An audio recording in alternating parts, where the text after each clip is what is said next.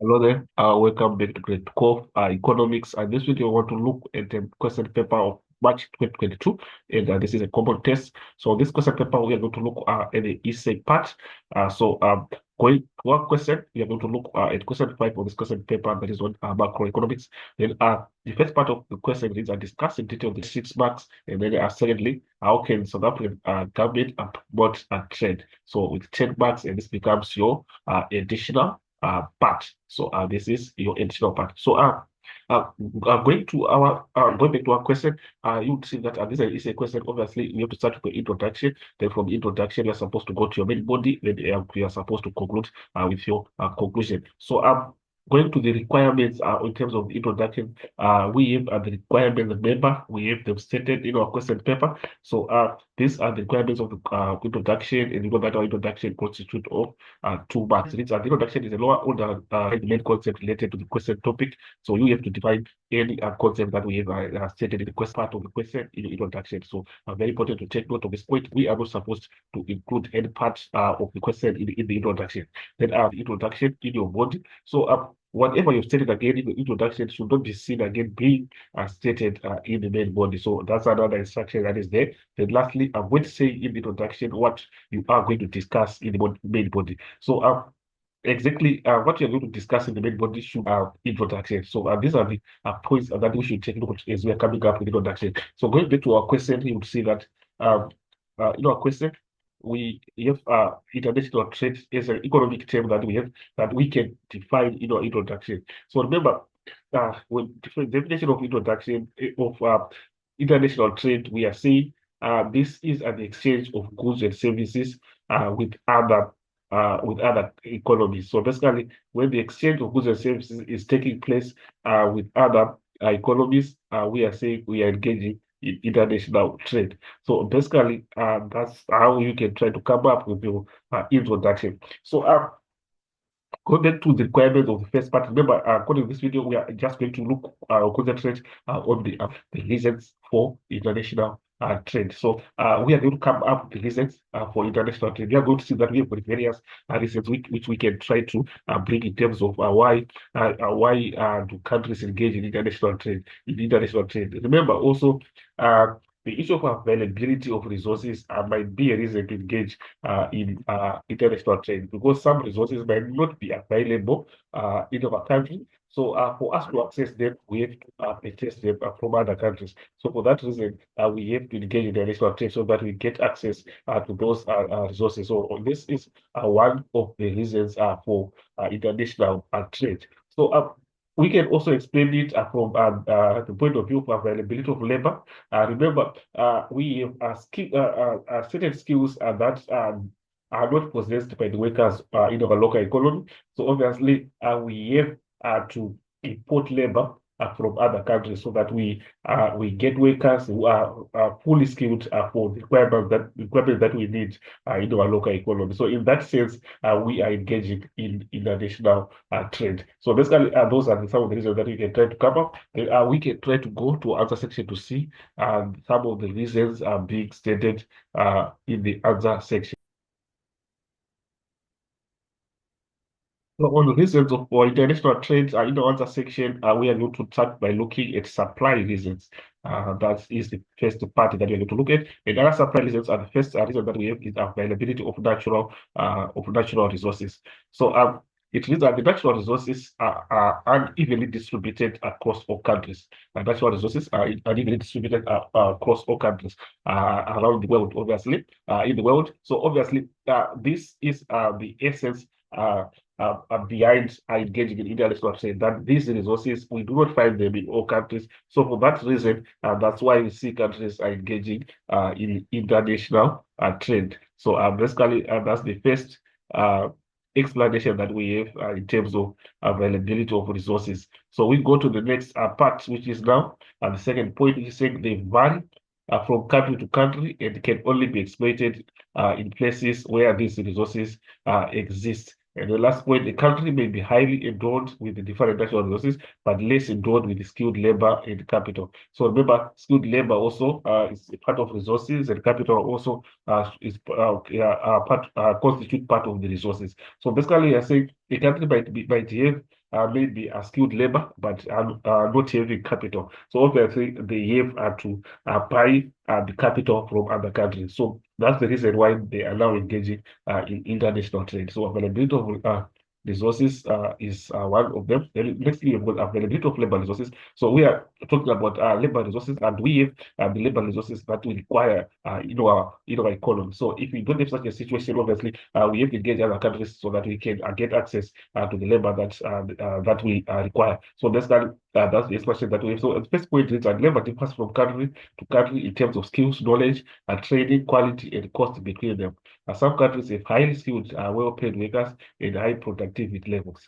Skills drain occurs when the labor force migrates to countries with labor resources which are highly remunerated. So, on the other hand, again, we can also see that we can have some workers that are in the our local economy, but they are not well remunerated in terms of low salaries and wages. So obviously, they can also go outside the country to look for greener pastures. So in that case, it's also international trade as they are supplying labor to other countries. So basically, that's what we have in terms of availability of labor resources. And we go to the next part whereby we have availability of capital. So, what availability of capital, capital describes the issue of the machinery equipment also that is being used in the production processes. So, we might not have the resources to produce those machinery and equipment in our local economy, but they are produced outside the country. So, we go to those countries and import items of those machinery and equipment so that we can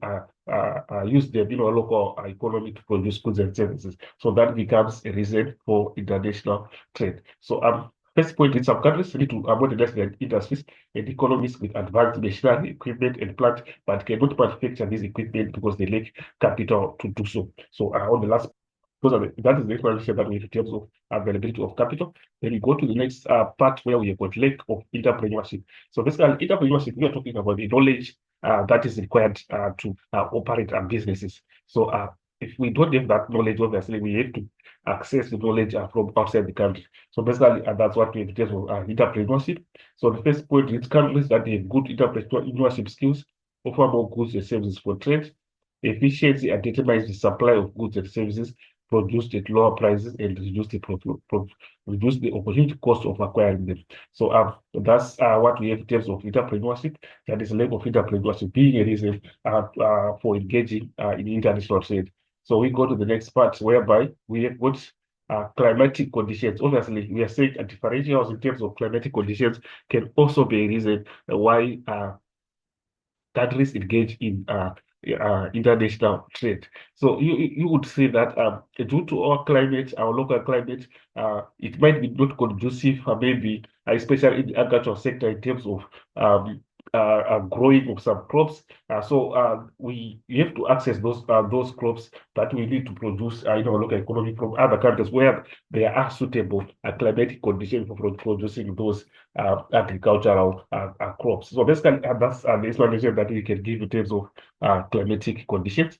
Then we go to technological resources also. For technological resources again, the technology that is available in the local economy again might not be up to the standard that is required for the production of goods and services. So in that essence, it becomes a reason for international trade. The first point is that the development levels and innovation processes of countries will always differ as a result of not. So basically, that's what we have technological resources. Then the next one that we have is specialization. So on specialization, we are saying that a country should produce the goods and services that they have a competitive advantage over the other country. And then they specialize in the production of those specific goods and services. And the same applies to other countries where they have competitive advantage, they produce those goods and services. So with that again, remember, it's a positive, it's a global factor that is going to lead to positive globally, as we are seeing, we are going to notice that the world output will also be increased if countries specialize in the production of goods and services in which they have competitive advantages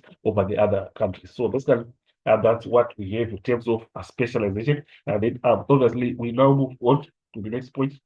where we are now looking at the demand reasons. So on the demand reasons, we are saying obviously the demand in the local economy has grown so high that the supply that we have in the local economy cannot meet the demand. So if you have such a scenario, obviously there is a creation of a deficit. So when you have a deficit in terms of a certain product, obviously we have to access that product from outside the country so that we can meet the demand that is in the local economy. So basically, we can talk about the size of the population.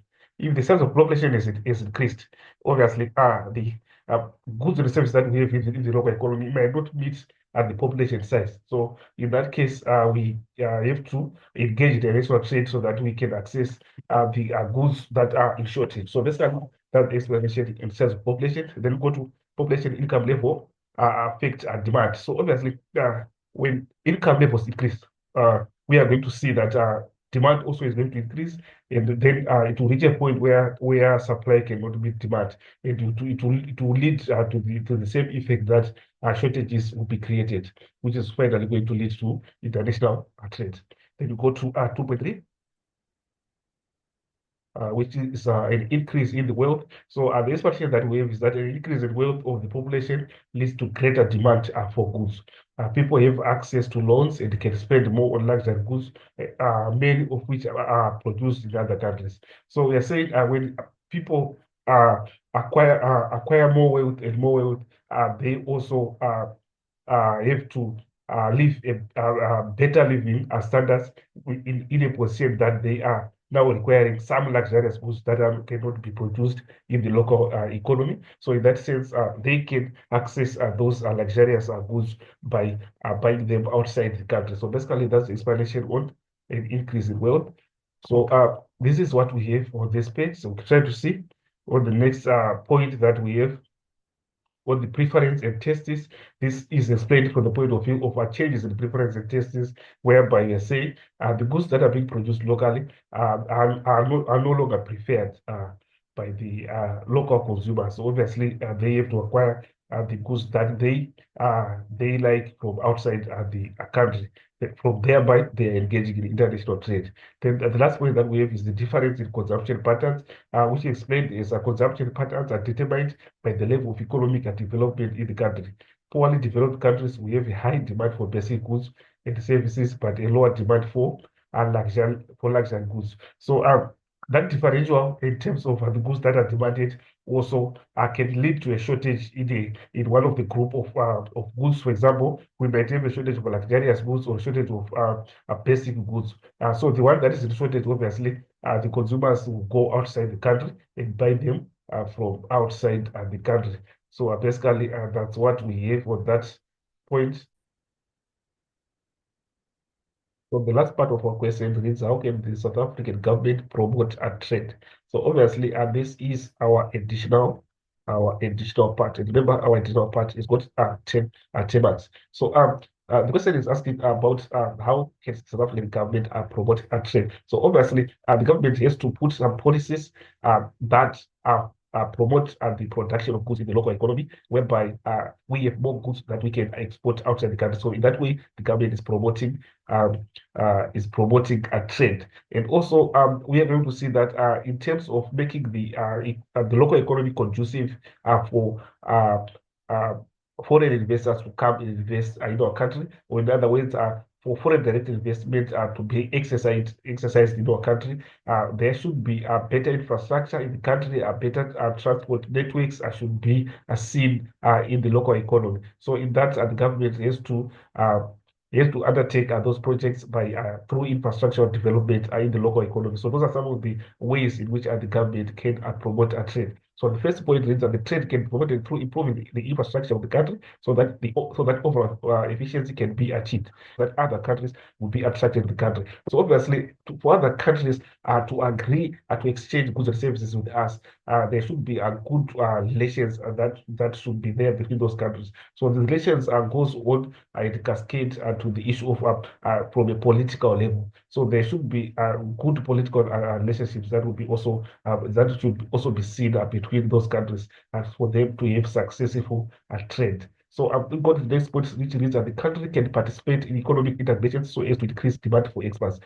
So economic integration also can also be engaged so that we enhance the issue of trade between nations. So the next point, the government can enforce the improvement in the quality and quantity of exports, and that is basically done in the local economy in terms of how the goods are being produced in the local economy, so that the quality can meet international standards. So next point, South Africa can adopt policies that promote trade and other incentives to those who participate. So lastly, marketing and promotion of local manufactured and products can improve the image of the country in the international market. So basically, that's what we have for the extra part on how can South African government promote trade. Then obviously after that, we have to conclude our essay. So obviously the requirements of the conclusion also will be stated in the question paper, whereby we can try to see these are the instructions in terms of our conclusion. Any high order conclusion should include a brief summary of what has been discussed about repeating facts, about what has been discussed without repeating facts already mentioned.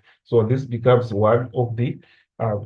one of the instructions. So you can just pick any that you can try to employ in your conclusion for the facts discussed. So you can also include any opinion or value judgment on the facts after the discussion or analysis. And then also you can also include a contradictory viewpoint with motivation if required. Then on the last point, you can also points, you can just choose one that you are going to take to employ in your conclusion. So basically, that's what we have for this essay. Thank you for listening. Hopefully, this video was helpful. Let's not forget to subscribe to the of Economics. More typical examination questions will be uploaded on this channel. So let's stay tuned. As for this video, I'm signing out, and let's meet again in the next video.